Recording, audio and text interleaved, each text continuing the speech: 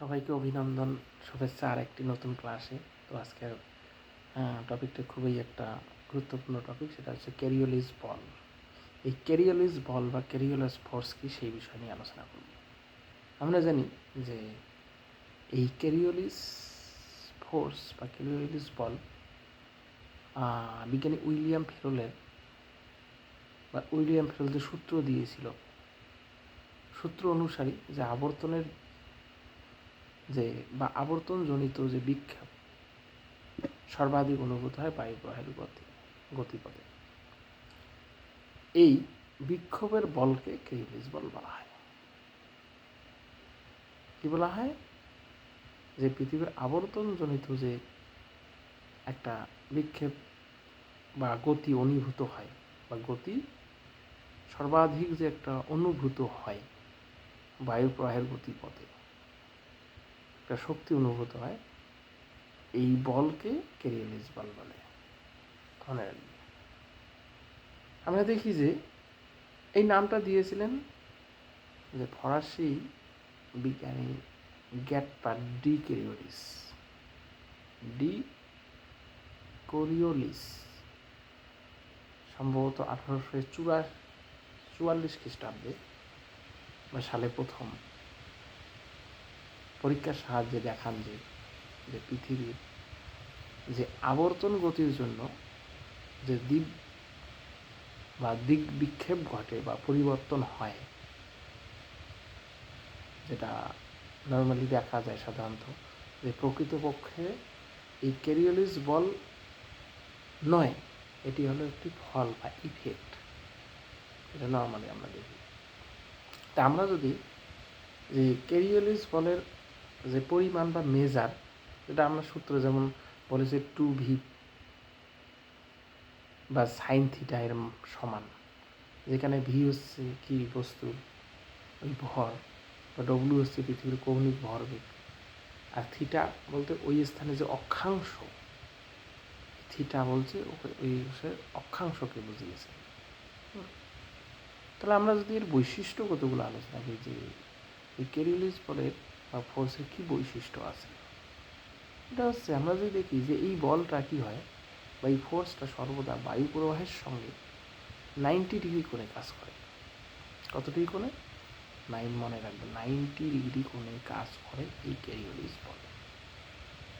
তাহলে আমরা যদি দেখি বা বলতে পারি যে ক্যারিওলিস বলের প্রভাবে গতিশীল বস্তুর দিক পরিবর্তন ঘটে, তার গতির কোনো পরিবর্তন হয় না।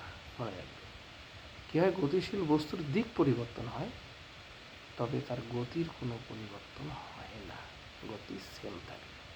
আর এটা কী বলছো? সর্বদা প্রবাহের সঙ্গে 90 ডিগ্রি কোণে কাজ করে। এটা মনে হয় একটা গুরুত্বপূর্ণ বৈশিষ্ট্য। যেহেতু আমরা জানি যে নিরক্ষরেখার অক্ষাংশ কত ডিগ্রি? 0 ডিগ্রি, অর্থাৎ যেটা সাইন 0 ডিগ্রি বলা হয়। এই সাইন 0 ডিগ্রির মান কত? 0। তাই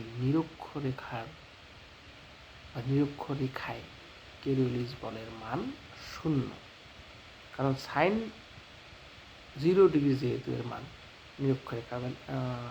নিরক্ষরেখার অক্ষাংশ 0 ডিগ্রি, এই কারণে এখানে ক্যারিওলিস বলের মান 0 বা 0 মনে রাখবে। তাহলে আমরা যদি দেখি যে এই নিরক্ষীয় অঞ্চলে যে বায়ু প্রবাহ এবং সমুদ্র স্রোতের যে দিক বিক্ষেপ ঘটে, পরিবর্তন হয়, সেটা আমরা নর্মালি দেখি যে যদি আমরা দেখি যে মেরু অঞ্চলের কত অক্ষাংশ সাইন 90 ডিগ্রি, এর পরিমাণ কি হয়, যেটা আমরা দেখি যে 1, অর্থাৎ ক্যারিওলিস বলের পরিমাণ সর্বাধিক। তাহলে আমরা যদি দেখি যে 0 ডিগ্রি মানে নিরক্ষরেখায় ক্যারিওলিস বলের মান 0 ডিগ্রি, আর সর্বাধিক হচ্ছে মেরু অঞ্চল, যেখানে সাইন 90 ডিগ্রি ধরা হয়। তা ক্যারিওলিস বলে বা ক্যারিওলিস সূত্র ধরে যেটা আমরা বোঝা যায় যে এই দিক বিক্ষেপের পরিমাণ নির্দিষ্ট অক্ষাংশে যে বায়ু প্রবাহের গতির সঙ্গে সমানুপাতিক। অর্থাৎ আমরা যদি বলি যে বায়ু যে বায়ু যত বেগে প্রবাহিত হবে তার দিক বিক্ষেপ তত বেশি হবে, সমানুপাতিক। বেশি হলে কী হবে? প্রবাহ বেশি হলে দিক বিক্ষেপ বেশি হবে। এটা আরেকটি গুরুত্বপূর্ণ বৈশিষ্ট্য যেটা দেখা যায় সেটা হচ্ছে সাধারণত এই বায়ুচাপের যে তারতম্যের কারণে যে যে একটা ঢালের বা তোমার